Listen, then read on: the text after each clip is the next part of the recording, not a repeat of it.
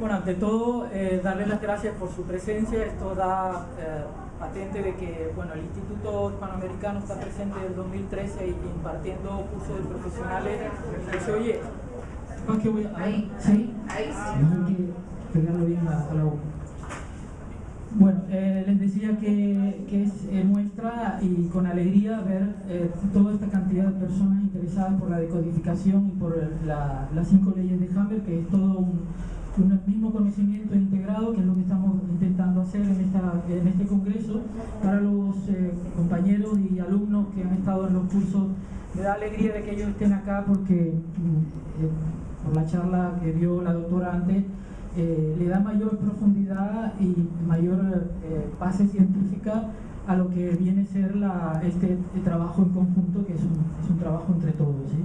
Entonces no se preocupen, porque veo que las preguntas que van surgiendo se van a ir respondiendo poco a poco a lo largo de las charlas, de las exposiciones que vamos a ir haciendo. Entonces, como dijo Isabel, no tomen nota, simplemente mi discurso también creo que parece mucho al de compañero de Mauricio, porque él, luego van a saber de lo que estoy hablando. Los dos tenemos dentro del clan familiar una energía femenina. Creo y 100% seguro que la mayoría de los hombres ven que todo es energía femenina, pero muchas mujeres que están presentes acá tienen una energía masculina, y eso cada uno lo puede sentir. Eso se va a ir hablando posteriormente, ¿sí? Isabel les va a hablar un poquito de eso. Mi charla va de poner el dedito en la emoción. Más que hablar de la emoción, vamos a intentar conectar con nuestras emociones, así como de una manera más intuitiva, no tan, digamos, racional. Entonces mi discurso siempre es tocar el corazón, sí, empatizar, porque de eso es de lo que normalmente hacemos en una decodificación, como bien dijo Mauricio. Es un 50-50, es un entrar en canal, en conexión. Dicen la inversión, parecen inversionistas, ¿no?, de esto de la bolsa. O sea, tiene otra energía, ¿verdad? Es importante lo que decía él, el uso de las palabras. Lo que hacen es reflejar qué paquete de información emocional vamos arrastrando desde nuestro no sé cuánto tiempo, como el dibujo que puso él, desde 1800, 2000 personas de nuestro clan familiar. La cantidad de eventos que sucedieron en esa memoria, en ese clan familiar. Imagínense el clan nacional de Uruguay. Si ustedes, nosotros, yo ahora ya tengo mi cédula de Uruguay, aunque, como dice Isabel, no vayas a decir uruguayo porque no te van a creer. Bueno, como dijo el Lice, saben que soy gallego, como de Gallegolandia, no de Galicia. Yo voy para atrás, para adelante. Como no me presenté, igual me presentó Lice. Yo sé que soy canario, nacido en Canarias, criado en Venezuela, un poco para hablar del mensajero. Bueno, vamos a seguir con el tema emocional. Es la parte que a todos nos atrae cuando hablamos de qué significa mi enfermedad, o qué significa el padecimiento o el síntoma que tiene mi hijo, mi nieto, mi nuera, mi yerno, mi marido, ¿sí? Entonces es ahí como que podemos entender rápidamente, que dicen ustedes, se cae la ficha, cuando está la persona en una consulta de decodificación.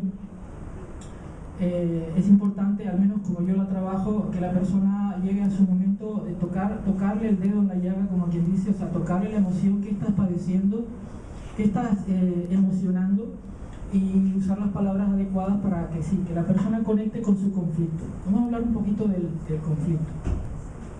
Conflicto, para mí, lo entiendo como una carencia, principalmente. Un buen porcentaje de nuestros conflictos nacen en un momento de carencia, algo falta, desde una célula que le falta un poco de nutrición durante unos segundos. Esa célula de nuestro cuerpo, esa famosa célula, por ejemplo, que hablábamos antes, cancerígena o tumoral, entra en un conflicto porque hay una carencia. ¿Qué puede estar careciendo esa, poniéndolo en otras palabras, díganlo ustedes, porque es un biofeedback esto, ¿sí? Voy a intentar que participen también desde lo emocional, no para entender tanto, sino más para sentir. Necesitamos abrir el corazón. Una de las mayores carencias que tiene el ser humano es la pérdida de un lenguaje que es universal, desde mi punto de vista, y que también tiene que ver con todas las especies, como dijo Mauricio, es el lenguaje de la emoción. Tú puedes hablar chino, tú puedes hablar ruso, el otro puede hablar checoslovaco, pero todos emocionamos lo mismo, ¿verdad? Sabemos que que ella está sintiendo lo que está sintiendo y le ponemos una palabra para decirlo en su idioma, por ejemplo. Sabemos que un niño le puede, desde bebé, le puedes enseñar chino o ruso, por poner un idioma para nosotros bastante extraño, y el niño te entiende. El nieto dice, ¿qué estás viendo? ¿Estás viendo los dibujitos? Y está en japonés. Déjame ya, yo dice, que estoy entendiendo. Porque el lenguaje de los niños es un lenguaje del corazón. Y al nosotros convertirnos en adultos, porque nos fuerzan a que crezcamos rápido, en el sentido racional, en el sentido de lo intelectual, de lo analítico, de lo lógico, y vamos dejando en la educación de los niños, vamos dejando en lo que es la escuela, el sistema y demás, dejando esa parte importante de transmitir lo que siento. Nos da miedo, ahí está la palabra, miedo. ¿Cómo es tu nombre? Alejandra. ¿A qué le tienes miedo? ¿A qué le tienes miedo? ¿Qué miedo están procesando? Carencia. ¿A qué tienes miedo, Mauricio? ¿A qué le temes? A la soledad. Soledad. ¿Ven que se parece? ¿A qué le ¿Tu nombre? Victoria. ¿A qué le... Pero es un nombre poderoso, ¿no? ¿Tienes miedo a algo? Me lo cambié. ¿A qué le temes? A no conciliar el trabajo y la familia. Trabajo y familia. O sea, todos tenemos... Hay una emoción que ahora la vamos a ver de una manera... en una imagen, porque yo me apoyo mucho en mi trayectoria es a través de las medicinas naturales, medicina oriental sobre todo, he estudiado con maestros orientales de Corea y tienen una manera más de cerebro derecho. El cerebro derecho saben que es analógico, el cerebro izquierdo es lógico. El problema está que la realidad que percibimos, que yo la defino como luz, de esa luz, ¿verdad? Porque para ver dentro de un cuarto oscuro necesitamos que prendan la luz para darnos cuenta de qué realidad nos rodea. Y cuando no vemos, algo nos da miedo. En realidad no tenemos miedo a la oscuridad. Tenemos miedo a lo que dijo Mauricio. A estar dentro de esa oscuridad, a estar solos. Y ese es el sentimiento más profundo que tiene todo animal que intenta sobrevivir, que intenta vivir, sobrevivir. Miedo a estar solo, miedo a la soledad, miedo a no ser, miedo a desaparecer. ¿Sí? ¿Lo sienten eso? El mayor duelo que todo ser humano tiene, ¿cuál es? ¿Cuál piensan? ¿Sienten ustedes? Voy a usar, más que pensar, voy a usar la palabra sentir. ¿Qué sienten ustedes que estén elaborando como algo, como uno de los temores que lo estamos reiterando, digamos con otras palabras, que en qué momento empieza ese temor a la soledad? ¿Cuál es el duelo que todo niño, niña, adulto sigue arrastrando y procesando toda la vida y no logra superarlo? ¿Alguien puede decirlo? El abandono. Separación de la madre. Sí, exacto. Se da en el parto. El duelo, el mayor duelo de todo ser humano es el parto. Es la separación de ese paraíso interior, de la primera casa que tuvimos, hablando del útero, como la primera casa... Hablando del útero como la primera casa que tuvo toda conciencia humana, tuvo un hogar, aterrizó en esta tercera dimensión, digamos, en una casa, ¿sí? Su primera casa es esa casita llena de líquido, bien cómoda, bien calentita, y una vez que el niño crece, se ve forzado a separarse, a desgarrarse emocionalmente hablando, y ahí empieza el miedo, ¿sí? Empieza el temor. Nosotros, los animales y cualquier especie. Por eso Hammer encontró que el conflicto también estaba en las leonas. El conflicto también está en esa vaca, en ese animal que llora y sufre porque se le ha separado de su otra prolongación. Les comento una anécdota, siempre lo hago en mi charla para ilustrar esto. Mi hijo el mayor, que ahora es como dicen ustedes, un gurizote así de alto, me decía, papi, siéntate porque te va a caer de culo. Digo, espérate, ¿por qué? Dice, ya sé lo que es Dios. Digo, espera que me siente porque eso me interesa. A los 8 años dice, bueno, ¿y qué es Dios para ti? Dice, es muy sencillo, no le des tanta vuelta. Dice, es un puzzle. Dios es un puzzle. Y cada uno de nosotros somos sus piezas. No hay separación, no tengan miedo. Y yo racional, el padre racional que somos, me encantó tu teoría. Dice, no, teoría, 8 años tenía, dice, te falta algo. Dice, bueno, dime qué te falta. Y yo ahí, el ego, ¿no? Te falta el pegamento que une las piezas del puzzle. Ah, pero es que estaban despegadas. Él le encantaba hacer unos puzzles, le compraba unos puzzles de 1500 piezas de estas llenas de cielo azul por todos lados. Y dice, bueno, ¿y esa pieza azul, por qué dices tú que va ahí y no vaya? Y dice, tú déjame que vaya. Porque los niños, todavía a esa edad, hasta 8, 9 años incluso, están trabajando todavía con su estado búdico, su estado de percepción de la realidad expandida. Desde el punto de vista del cerebro, están trabajando metafóricamente con el corazón, pero desde las áreas del cerebro con el cerebro derecho, que es la parte del cerebro, digamos, femenina, analógica. Y esa es de alguna manera la forma de explicar la medicina desde el punto de vista oriental. Es una forma de ver el bosque y no ver el árbol. En Occidente nos centramos mucho en la analítica, en destruir el piso para ver de qué está hecho. Lo que pasa, el problema es que cuando ya sabes de qué está hecho el piso, ya lo has roto, ya has dejado el piso ahí todo levantado, ¿verdad? Entonces, la mentalidad oriental, que es una energía femenina, como Sudamérica, en relación a Norteamérica, trabaja más con la percepción del cerebro derecho, que es una percepción más holística, más global, más ver el cerebro, el bosque, ¿sí? Como la mujer, ¿verdad? La mujer tiene generalmente la mujer se dice que tiene intuición femenina, que no es que el hombre también la tiene, lo que pasa es que nos han potenciado más esa percepción limitada de solo la linealidad, lo lógico. Entonces, todo lo que tiene que ver con la emoción, la creatividad, el color, todo lo que tiene que ver con las emociones principalmente, es una forma de percibir la realidad de una manera tipo paquete, ¿sí? Te viene el paquete, lo percibe, no sabes explicarlo, no tienes por qué, es tu experiencia, pero sabes, estás en tu verdad, ¿sí? Les voy a contar una anécdota que siempre cuento, porque es lo que me motivó a empezar la decodificación. Yo estaba pinchando a la gente, ponía agujita en las manos de este tamaño, hacía acupuntura coreana. Y Isabel, allá en España, dice, me tienes que ayudar, no doy aviso, estoy dando consultas de codificación y tengo que repartir el trabajo. Dice, no, tú déjame con las agujas, que yo voy bien con la medicina coreana.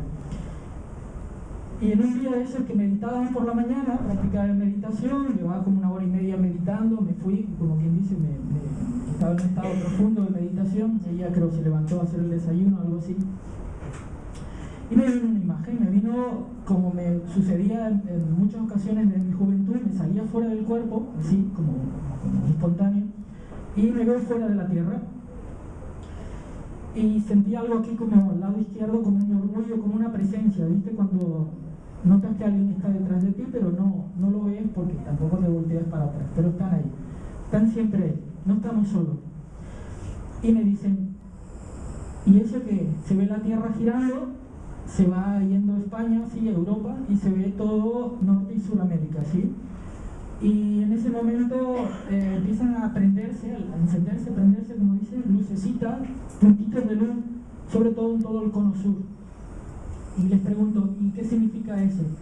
Me dicen, cada punto de luz es cada persona que va a venir, está viniendo a decodificarse contigo. Nos me mostraron España, yo estaba en España, estábamos en Murcia en ese momento. Y todos los anillos concéntricos de luz que se expanden en el momento que se encendía la lucecita, son todos los clanes familiares que están liberando energía, o sea, emociones, o paquetes de emociones o paquetes de energía, y por tanto liberando sus conflictos.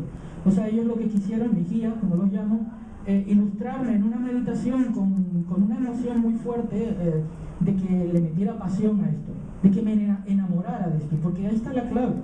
Creo que algo él nombró, los dos somos de energía femenina, somos de mente holística y manejamos mucho, simultaneamos los dos hemisferios, y por eso vamos saltando de lo científico a lo analógico, o a lo simbólico, o a lo metafórico, porque sabemos que también es más divertido, ¿verdad? Sobre todo para los niños, cuando están pintando un mandala, ahí estamos trabajando la simultaneidad de los dos cerebros. Así como él, van a ver que voy saltando de algunos temas que los voy conectando. Vamos a pasar. Sí, Mauricio, ¿me puedes agarrar tu las manos ocupadas? Yo hablo mucho con las manos y no quiero tener ni siquiera el micrófono en la mano, pero bueno. Entonces, los chinos, o los orientales, mejor dicho, porque la medicina oriental es oriental, no es solo China, yo estudié con un maestro coreano, se dieron cuenta de que lo psíquico, la psique, como decía la doctora, afecta al órgano. Y si el órgano está enfermo, es algo simultáneo. Si tú afectas tu órgano, vamos a decir desde el punto de vista de la alimentación, por ejemplo, desde lo físico, tarde o temprano vas a tener un impacto psíquico también. Por eso es muy importante también la alimentación. Porque en la alimentación, como diría Mauricio también, hay una carga emocional, hay una carga energética, psíquica, hay una información, ¿verdad? Cada vitamina, cada mineral, cada aminoácido es una información. Y profundizando más desde el punto de vista de la física cuántica, cada vitamina y cada aminoácido es apenas un campo electromagnético lleno de información. El ADN es también eso, es una antena. Recientemente, termino esto que estaba diciendo, cuando nosotros emocionamos algo, tenemos un conflicto, una energía estancada, obviamente que sí tiene que ver, que ahora lo vamos a revisar un poquito todo lo que es el significado de cada parte del cuerpo, así por encima, y luego también entre todos vamos a ir trabajando lo que es, a nosotros nos gusta llamar el síntoma, porque enfermedad parece como algo crónico, algo insuperable, ¿verdad? Entonces, incluso se puede decir somatización, ¿sí? Como se dice hoy en día en la psicología, se somatiza, el niño tiene fiebre, y va al pediatra con fiebre, ¿verdad? Luego lo vamos a ir hablando un poquito más profundo. Esa fiebre es rabia, luego lo vamos a repasar, ¿sí? Y no es rabia del niño. Entonces, la emoción afecta al sistema nervioso, el sistema nervioso envía la información a través de los impulsos eléctricos al hígado, por ejemplo, o a la vesícula, y el hígado, que está nutriéndose de energía también, porque está entrando energía, no solamente de la alimentación, sino también porque somos luz. Para mí me gusta pensar de que esto que está acá, esto que está ahí, por decir esto, es simplemente un rayo de luz atravesando diferentes dimensiones frecuenciales y se manifiesta como un holograma. Por eso hoy en día la física cuántica dice, nuestro cuerpo es una ilusión. Desde el punto de vista de dimensiones superiores o frecuencias superiores, vamos a pasar la diapositiva y vamos a explicar un poquito con esto, que es muy simple, es muy analógico, muy simbólico, no es muy analítico, pero van a captar lo que quiero decir. Un poco lo que dijo Mauricio, de que todo está conectado con todo, o en el caso de mi hijo, cuando me dijo que en realidad todo es lo mismo, todo es un puzzle. No le acabé la anécdota porque les dije que el pegamento era el amor. Quedó como, no hacía falta pegamento, para él no, porque el puzzle para él él lo vio unido, que hoy en día se habla que es la teoría del todo holográfico, el holograma escalar, fractal y todo eso, ¿sí? Entonces, hace años conocí un gran maestro, uno de mis maestros en mi camino espiritual, que allá por los años 60, creo que desde antes, él tenía una teoría que todavía no se hablaba de lo que se habla hoy en física cuántica y la explicaba muy simple. Él la llamaba teoría de conjunto, que es un poco lo que estoy reiterando ahora, pero lo van a ver en una imagen, ¿sí? Él decía que la materia no es más que energía concentrada, y eso ya hoy en la física ya se ha demostrado, ¿sí? A través del microscopio electrónico. Pero él seguía y le ponía palabras. ¿La energía qué es? Y él le decía, energía es mente concentrada, partículas mentales concentradas, ¿sí? Y seguía profundizando hacia adentro, no solo hacia adentro en la materia en sí, sino en la materia también estelar, por así decirlo, porque al final, como dice el dicho, todos somos polvo de estrella, somos lo mismo, somos hechos de plasma, de radiación solar. Acuérdense de ese niño que dijo que venía del sol, ¿se acuerdan? ¿Sabían de eso? Un niño, ahora ya no es un niño, ya es adulto, pero él se acuerda cuando vino del sol, porque somos plasma solar, decía. Me separé del sol y aquí estoy. Soy un rayo de luz. Aquí estoy manifestándome en todas las dimensiones al mismo tiempo. Pues somos pilares de luz, rayos de luz. Ya se ha materializado luz, ¿sabían? Hace poquito. Creo que fue en Rusia. Se ha logrado concentrar tanto las partículas subatómicas de la luz, de un rayo de luz láser, y han creado un objeto. Entonces estamos avanzando, pero es importante que lo que llamamos espiritualidad lo entendamos también de una manera científica y comprobable, porque eso es ahí donde surge la verdadera sabiduría, que es, lo podemos poner en dos palabras, sabiduría y amor. Yo tengo una frase que me vino una vez, que digo, no hay verdadera sabiduría si no hay amor. Si es solo conocimiento para memorizar y llenar la cabeza, porque no hay aplicación, que sería el amor, o sea, el servicio, que es la manera que tenemos de amar a los demás, es prestar un servicio, dar un servicio, prestarnos, darlo, ¿sí? Darte, con amor. Y todo te viene, porque eso lo hemos comprobado, como decía Mauricio, lo que es la sincronicidad de todo. Entonces él seguía profundizando y decía que la mente en realidad era partículas de espíritu concentradas. Y ahí seguía hasta el infinito, le podías poner nombre, le ponía divinidad, Dios, yo le puse conciencia. Es un poco parecido un poco a como expresaba Mauricio antes, ¿sí? Entonces eso nos da pie a entender que somos más de lo que percibimos con nuestra pequeña percepción de conciencia. Se dice en cifras de que nuestro cerebro ahora mismo, nuestras neuronas, nuestras rutas neuronales percibe de la realidad, y si la realidad la definimos como una línea de luz, apenas percibimos un 10% de toda esa línea entre el infrarrojo y el ultravioleta. La cantidad de realidad que no estamos percibiendo conscientemente. No así que estemos recibiendo información a otros niveles que están integrándose en lo que llamaríamos nuestra conciencia total, ¿verdad? Nuestra conciencia búdica. Entonces, acá es para entender, y si quieres puedes pasar la siguiente, para entender por qué una emoción nos puede estar afectando. Yo a esas palabras les pondría, en vez de materia, le pondría biología, ¿sí? El tema de Hammer. La biología es el último reducto o recipiente, sería la última campana que vibra de todos los niveles energéticos en los que la información va pasando.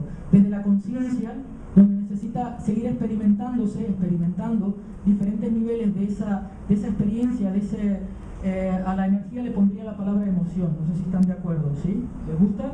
Emoción. La siguiente sería, ahí sí, la mente, lo conceptual, los pensamientos. Y matizaría un poco que un sentimiento viene a ser esa emoción primitiva que decía Mauricio, esa emoción reptiliana o ancestral de nuestra evolución, de todas las especies, más la razón. Estoy enamorado, dice. Y empieza a pensar sobre que estás enamorado, empiezas a verle de arriba abajo, si tiene dinero, si no, o sea, realmente, ¿verdad? O sea, elaboramos un sentimiento basado en nuestro archivo conceptual, nuestras creencias también, todo ese contenido que tenemos a lo largo de la historia, todas esas memorias, cultura, más la emoción primera. Parece que ya te vi, es la primera vez que te veo, pero me resultas conocida, ¿sí? Me resultas conocido. Hay una emoción que nos está hablando de una memoria en nosotros, de que ya hubo un conocimiento, hubo una sabiduría sobre esa persona. Si no la conoces no puedes amarla, seguro que no.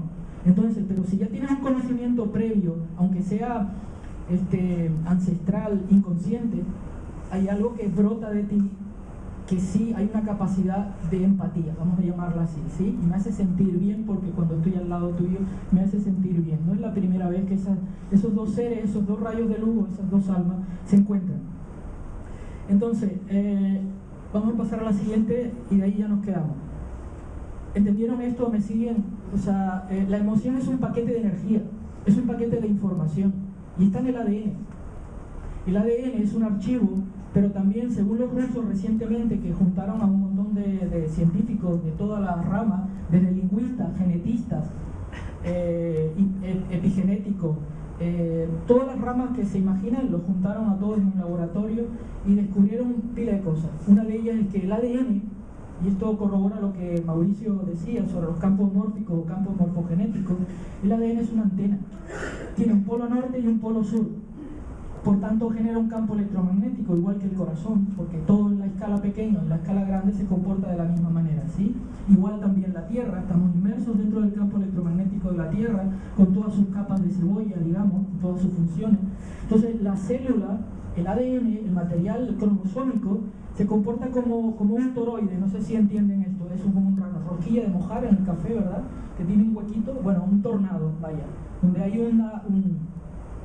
un punto ciego de no movimiento, de biofeedback, un motor magnético, vaya, es lo mismo. El corazón es un motor magnético, ¿sabían? Y tiene los científicos hasta hace poco decían, ¿cómo les dice, funciona el corazoncito cuando está en la ecografía, el embrión? Solo ves una membrana y un corazón, ¿verdad? Los que han visto una ecografía.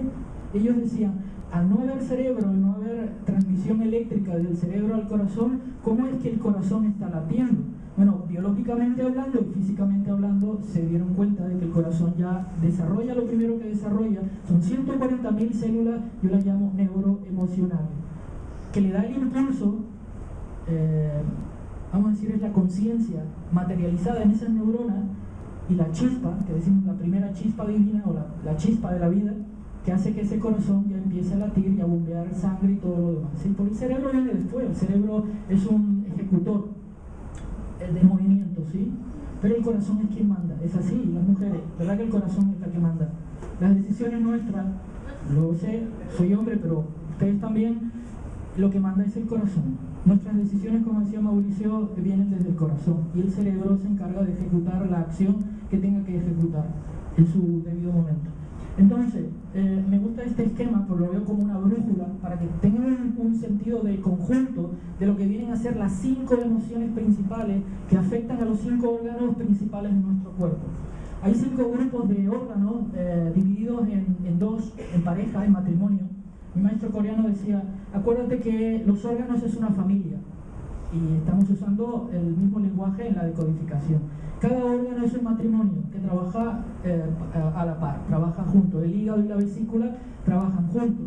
Cuando el hígado se queda viuda, digamos, porque se observa en la medicina oriental que cada hígado, uno es macizo, otro es hueco, uno tiene energía masculina, otro energía femenina, y los dos trabajan polarizados. Es la ley de polaridad, está en todo. Hay la ley del género. No hay vuelta de hoja, no hay leyes de transgénero y todo eso. No estoy de acuerdo con eso, porque el universo nos está hablando todo el tiempo de que para que se manifieste la luz, lo crístico en nosotros, la cristicidad, o sea, luz, cristalinidad, como ese bello cristal que hay aquí sentado, necesita 2 polaridades para que haya un campo electromagnético, ¿sí? Entonces, el ADN es una antena que transmite y que recibe información de todo el universo, de todo. Porque todo está conectado, como decía Mauricio, cada uno de nosotros somos el foco y todo lo demás se mueve a nuestro alrededor. ¡Ah, qué ego! Pero es así, desde nuestro punto de vista, desde la cara de la divinidad que somos, necesitamos tener una posición. Nosotros somos el sol de nuestro sistema y venimos a brillar. No se trata de presumir del ego y todo eso que decimos, se trata de integrar lo que es el ego, lo que es la manifestación física, que es también luz, como decía antes, tiene que brillar de una manera adecuada, no agresiva, obviamente, porque todos los demás también son los mismos soles y los mismos focos de luz, como todos estos niños y todos nosotros que estamos manifestándonos en esta realidad ahora mismo. Entonces, decíamos al principio cuál es la emoción básica, qué es lo que más nos ancla, nos ata al pasado principalmente. ¿Dónde empieza ¿Dónde creen ustedes que puedo empezar a explicar la primera emoción, el primer órgano? ¿Dónde empezaría, que lo dijimos antes? El agua. ¿Dónde empezó la vida? En el agua. El agua decimos que es las emociones, que la luna mueve la menstruación, mueve las mareas, nos hace más hiperactivos en la luna llena, todo eso. Sí, bueno, vamos a dejar la luna ahora porque pues es otro tema. Pero es el agua el caldo de cultivo de nuestras emociones, y es el miedo ancestral, porque el miedo viene de atrás, ¿verdad? De un recuerdo, de una paliza que te dieron, por decir algo real y físico. El miedo se te quedó memorizado en tu piel. Si tú acaricias a tu hija, a tu niña, la piel va a memorizar eso, pero si tú le pegas, la piel también va a memorizar eso, porque cada célula de nuestro cuerpo es un ser consciente, como decía Aurobindo, un maestro de India, la conciencia de la célula. Entonces, todo ser ya autogestionado, como la célula, una célula solamente de un órgano, tiene conciencia, tiene una incipiente proceso de conciencia, ¿sí? Y si tú con tu corazón y cerebro le estás enviando todo el tiempo rabia, miedo, la célula dice, ya me cansé, ya corta el chip ese, porque si no te voy a llamar la atención con una tumoración y voy a crecer como me da la gana, porque ya me harté de tu resentir, ¿sí? Luego vamos a hablar del significado de los síntomas o de las somatizaciones, o como comúnmente se llama enfermedad, que como bien dijeron ellas, es un proceso de sanación. En decodificación, que de ahí es de donde se toma, de las 5 leyes de Hammer, se toma de que la enfermedad es un proceso de sanación. Así como Hammer dijo el caso de las leonas, ¿sí? Igual ellos van a nombrarlo porque es el tema de ellos. Pero la primera reacción es el miedo que dijeron casi todos, de soledad, sentirme solo, carencia de mamá. ¿Quién tiene los pies planos por acá? Vamos entrando un poquito en tema. ¿Naciste con los pies planos? ¿Continúas con los pies planos? ¿Cómo te llamas? ¿Cómo? Jennifer. ¿Tienes los pies planos? Sí. Los pies planos en decodificación, cuando se le habla a la persona en decodificación, se habla con un lenguaje obviamente impactante, simbólico, porque lo que necesitamos es impactar su inconsciente. Mamá me pisa. ¿Te suena eso? ¿Mamá te pisa? ¿Fuerte? Mamá me pisa. Hasta hoy, hasta aquí nomás. No pasarás, como decía y tus pies planos empiezan a arquearse, más allá que puedas hacer un poquito de ejercicio, rebotar y eso, porque vas a poner los límites a tu madre y te vas a poner los límites tú mismo en relación a mamá. Entonces vamos a esas desvalorizaciones, esos miedos que fueron grabados en nuestro inconsciente, como decía Mauricio, desde la interacción con mamá, con papá. Imagínate, mamá, ¿no? Estamos dentro de mamá 9 meses, mamá nos piensa, nos sueña, nos crea en su mente un año antes como mínimo, papá también, pero mamá más. Mamá muchas veces quien le pone el nombre al niño, al gurí, al guriza. Y están marcados por la madre, ¿verdad? Ese cordón umbilical no se rompe nunca en realidad. Hay que sanarlo, no romperlo. No se trata de cortar relaciones. Acá hay por ahí otras tendencias que se dice que para decodificarse tienes que separarte de tu familia. Esa no es nuestra forma de trabajar. Hay que integrar, nos diría también Mauricio, hay que integrar lo que diría Jung, la sombra. La sombra no es que hay una sombra ahí detrás de ti. Es el contenido de todo nuestro inconsciente, porque es eso lo que es el inconsciente, una memoria, de todos aquellos conflictos y todas aquellas memorias que hemos decidido dejarlas atrás porque producen dolor y vergüenza y rabia y toda una serie de sufrimientos, y lo que no queremos es volver a sufrir, ¿verdad? Mamá, ¿será que tuviste una pérdida de embarazo? Ojo, no decirle abortaste, porque va a enfrentarse a un dolor, a una vergüenza, a una cuestión moral ante los demás. Entonces hay que ir sutilmente preguntando a las mamás si en algún momento tuvo sutilmente un sangrado entre mi hermano el mayor y mi hermana, una cosa así, ¿sí? Para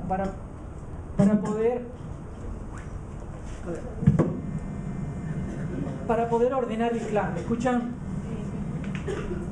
Para saber dónde estamos parados dentro de la familia. Porque muchas veces, ¿me escuchan bien atrás?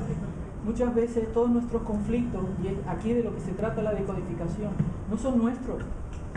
Esos conflictos son memoria, y eso está demostrado, porque tú lo puedes demostrar, tú puedes tener un recuerdo o imaginar algo y tu cuerpo empieza a reaccionar, ¿sí? Eso lo hicieron con deportistas de élite, donde están acostumbrados, con psicólogos, con coaching, que se concentren en su deporte habitual, olímpico, ¿sí? Son personas con un nivel de práctica bastante elevado, ¿sí? Entonces, minutos después haberle puesto toda una serie de electrodos y de electrocardiogramas, electroencefalogramas y todos los escáneres que tenían, todo el cuerpo empezó a comportarse de manera que estaba practicando el deporte. Y eso demuestra que a la mente le da igual, le da exactamente lo mismo que tú estés percibiendo algo de la realidad física o imaginando o recordando algo que te vino a la memoria. Y tu cuerpo reacciona a eso. De ahí la demostración en uno mismo. No hace falta, hacer con tubos de ensayo, metiendo líquido, no. Uno es el propio laboratorio, uno es el propio científico y uno es el propio experimentador de sus propias. Pues se trata de emociones, cada uno sabe lo que está emocionando o sintiendo, y los niños también. Entonces, decía antes que, poniendo un ejemplo, ¿no? Y vamos a ir entrando en ejemplos. Después seguimos con eso. El niño que va al pediatra dice es que el bebé tiene fiebre. Entonces, un profesional que tenga incorporado, como nos ha pasado, ella no está acá, pero tenemos una médico de grado 5 acá del Pereira, que ella hizo el curso y le apasiona tanto que empezó a liberar de su plantel de pacientes pues todos los niños que tenía. Entonces, claro, le dijeron, ¿qué pasó acá? Que no, están sanados. No, pero así no funciona, tú necesitas ir un poquito más lento, porque hay que medicar y demás. No, yo necesito ser honesta conmigo mismo, porque lo hago de corazón, necesito ayudar a los niños, amo a los niños, necesito ayudarles. Entonces, solamente un ejemplo, ¿sí? Tráeme a papá. decía ella, tráeme papá y mamá. ¿Qué pasó, papá y mamá? 24 horas antes como mínimo. No, bárbaro, como dicen ustedes, todo va bárbaro en la casa. Digo, sí, no se mientan ustedes mismos, tóquense aquí la mano del corazón, porque esa fiebre, como diría Hammer, los niños no enferman. La enfermedad no pertenece a los niños. Y usted me va a decir, bueno, y un niño que nace con leucemia. Ahí va a hablar Isabel del transgeneracional. Porque es lo que decía también Mauricio, de que traemos memorias del inconsciente colectivo del clan familiar. Las tenemos todas dentro, unos más, otros menos. Por eso es importante saber qué lugar ocupo dentro de mi línea de hermanos o de primos, pero básicamente de hermanos. Porque debo estar cargando en mi inconsciente y obviamente en mi cuerpo eventos que tienen una gran carga emocional. Imagínate, pues Mauricio comentó lo de la inmigración. ¿Qué carga emocional? Es un tema que lo trabajo mucho en las charlas de una manera práctica. Mañana o a la tarde se puede hacer una pequeña meditación para que ustedes puedan, entre todos, como egregor colectivo, poder sanar en nombre de todos los, voy a decir, los uruguayos, ¿sí? Bien. Poder liberar esa energía, ese campo que me mostraron en todo el Cono Sur, en todo Uruguay como mínimo, y ahí le vamos a poner un nombre. Yo le he puesto nombre porque vengo de afuera y sé lo que es emigrar, porque me crié en Venezuela, y la palabra es lástima, victimismo, miedo a la carencia. ¿Resuena eso? Miedo al hambre. Ahí se originó el evento en nuestra memoria como colectivo de Uruguay. Huyeron del hambre. Sus ancestros venían huyendo básicamente del hambre, ¿sí? Y de la necesidad de libertad personal, porque venían de una posguerra, venían de toda una circunstancia y venían viajando en un barco cutre en aquella época, como decía Mauricio, pues capaz con un mendrugo de pan como suerte y 4 trapos y algunos hasta descalzos y algunos pues también se cayeron por la borda, ¿verdad? O sea, hay toda una cadena de eventos que sucedieron en ese pasado que sigue vibrando como disco rayado en nuestro inconsciente y en nuestras células, porque el ADN grabó eso y lo transmitimos cada vez que engendramos un nuevo ser. Entonces ahí es cuando nos mueve. Bueno, vengo a decodificarme porque resulta de que sé que hay una historia en la familia, me dice la gente, y no quiero traspasársela a mi nieto si es que ya no se la traspasaron, por decirlo de alguna manera, o a mi hijo, ¿sí? En muchas tradiciones, incluso nombrando la Biblia, habla de ese concepto, vamos a decir, psicológico. Cuando le decían, maestro, le decían al maestro, ¿verdad? ¿En qué momento quién erró? ¿Quién cometió el error? ¿Sí? Para ponerlo en lenguaje actual. ¿Los padres, abuelos o los hijos y los nietos? Entonces el maestro, que sabía de todo esto, dice, toda esa memoria se transmite hasta la 4ª y hasta la 5ª generación, 3ª, 4ª y 5ª generación. Y ahí se sana. ¿Sí?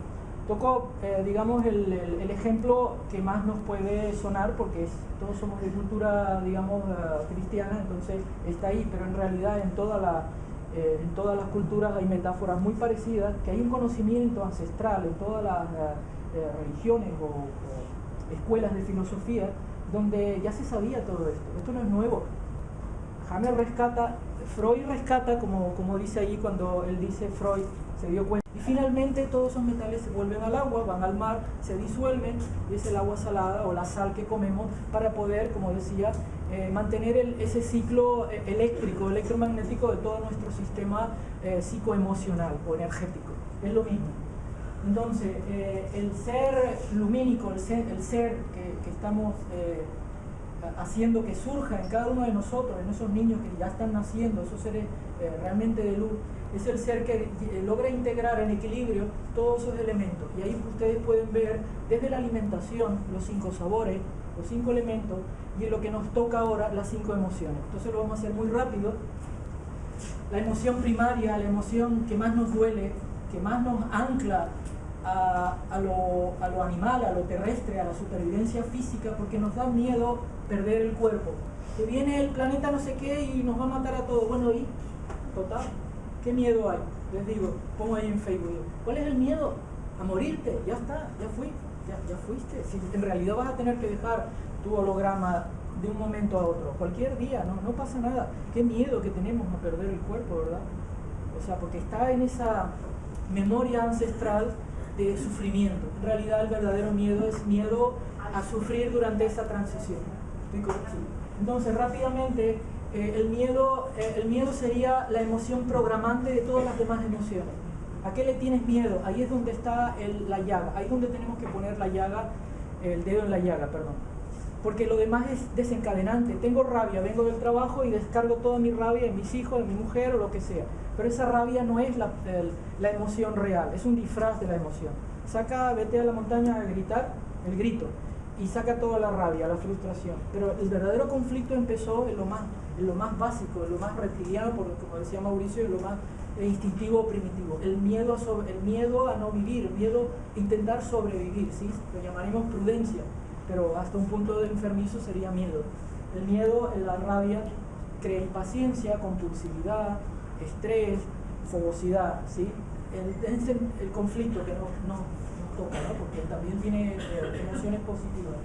Y luego ese alimentar esa emoción generaría obsesión, preocupación. Pasamos tanto tiempo, alguien decía por ahí que el verdadero sufrimiento del ser humano no es real, es todo imaginario, es todo la carga emocional en la que le estamos alimentando diariamente con los pensamientos negativos, esa carga emocional. Salte un momento de la emoción, salte del problema y míralo de lejos, déjale alimentar eso con esos pensamientos, observa tus pensamientos, que para eso está la meditación, obsérvalos a diario, 5 a 10 minutos.